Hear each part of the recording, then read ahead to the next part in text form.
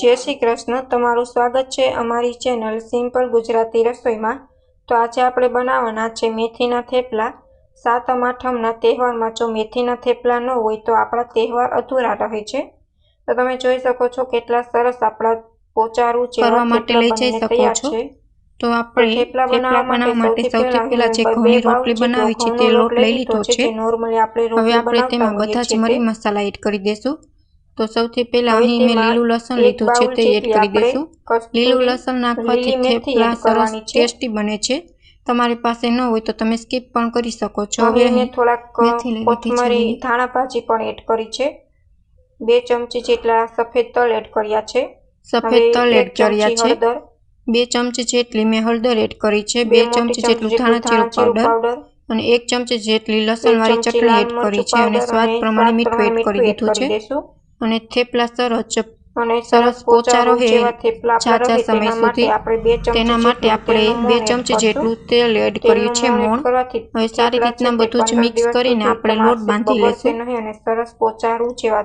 જો આવી રીતના તમે મેથીના થેપલા બનાવશો તો ખૂબ જ સરસ ટેસ્ટી બનશે અને પોચા રૂ જેવા બનીને તૈયાર થશે અને 10 દિવસ સુધી તમારા થેપલા છે તે નહીં કડક થાય અને બગડશે પણ નહીં। હવે સરસ રીતના આપણે લોટને બધું મિક્સ કરી દીધું છે। થોડું પાણી એડ કરીને સારી રીતના આપણે લોટ બાંધી લેવાનો છે। લોટ જેવો નોર્મલી આપણે રોટલી બનાવવા માટેનો જે લોટ બાંધી છે તેવો જ બાંધીને તૈયાર કરવાનો છે। તમે જોઈ શકો છો કેટલો સરસ આપણો લોટ છે તે બંધાઈને તૈયાર થઈ ગયો છે। તમારે આમાં હળદરનું પ્રમાણ વધારે રાખવાનું, જેથી થેપલાનો કલર છે તે વધારે આવે। લાલ મરચું પાવડર છે ઓછું નાખવાનું, જેથી તમારો કલર પણ જેવા બજારે મળતા થેપલા હોય છે તેવો જ કલર ઘરે આવશે। હવે આપણે 15 મિનિટ સુધી ઢાંકીને રાખી દેશું।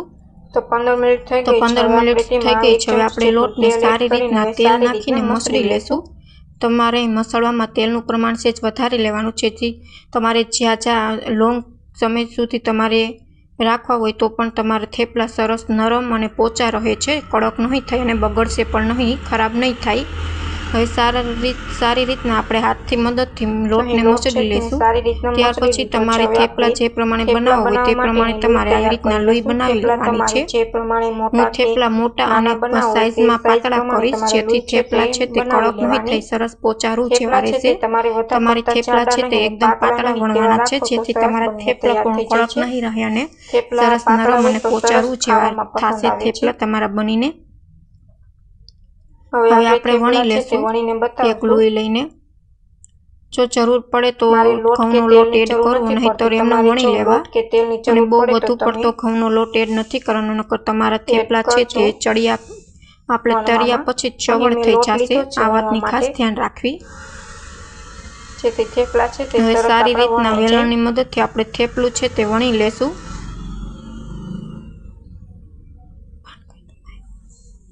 થેપલા છે તે એકદમ પાતળા વણવાના। થેપલું છે તે એકદમ પાતળું વણશો તો તમારા થેપલા સરસ નરમ અને પોચા બનીને તૈયાર થશે।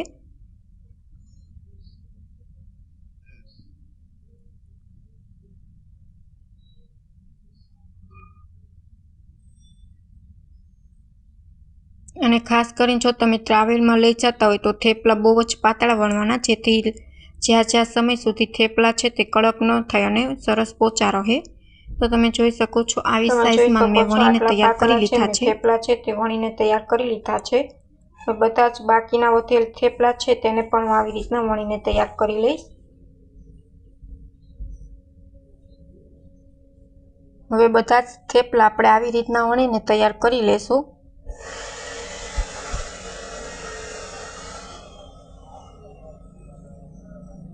ઘઉંનો લોટ તમારે થોડો જ એડ કરવાનો છે।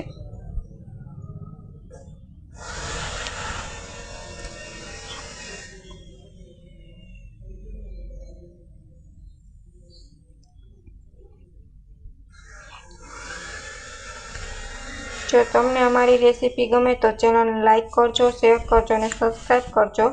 અને કમેન્ટમાં જરૂર કમેન્ટ કરજો કે તમને અમારી રેસીપી કેવી લાગી। તમે જોઈ શકો છો આવી રીતના બધા થેપલા આપણે વણીને તૈયાર કરી લેશું।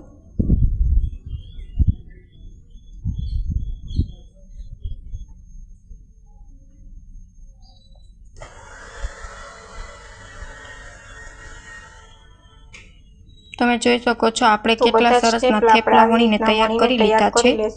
હવે સાઈડ પર આપણે લોઢી છે તેને ગરમ થવા મૂકી દીધી છે। આપણે બધા જ થેપલાને હવે સરસ રીતના તરી લેશું। તો અહીં ગરમ લોઢી પર મેં થેપલું છે તે એડ કરી દીધું છે। હવે એક સાઈડ જ્યાં સુધી શેકાય છે એક સાઈડ પહેલા શેકવા દેવાનું, ત્યાર પછી આપણે થોડુંક શેકાય ત્યાર પછી આપણે પલટી દેશું અને હવે થોડું થોડું આપણે તેલ કરીને તરી લેશું। થોડું જ તેલ એડ કરવાનું છે, નહીં તો તમારા થેપલામાં તેલ ચડી જશે। તમે ઘીમાં પણ શેકી શકો છો। આવી રીતના તાવીથાની મદદથી તેલ ચોપડીને હવે આપણે બીજી સાઈડ છે તે પલટી દેશું અને તે સાઈડ પણ આપણે થોડુંક તેલ એડ કરીને તાવીથાની મદદથી તેને સ્પ્રેડ કરી દેશું અને બંને સાઈડ સારી રીતના પલટીને થેપલું છે તે આપણે તરી લેશું। બે સાઈડ આપણે સરસ રીતના પલટાવીને થેપલા છે તેને તરી લેવાના છે, શેકી લેવાના છે।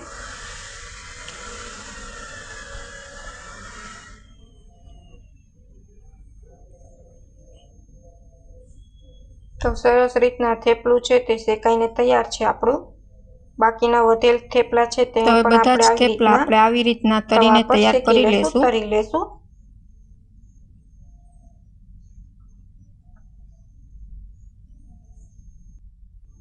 બધા જ થેપલા આપણા તરાઈને તૈયાર છે।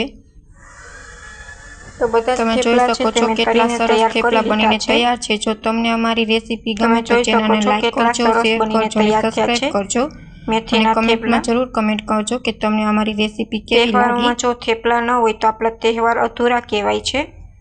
તો સરસ સાતમ આઠમના તહેવારમાં સ્પેશિયલ મેથીના થેપલા છે તે આપણા બનીને તૈયાર છે। Thank you for my watching video.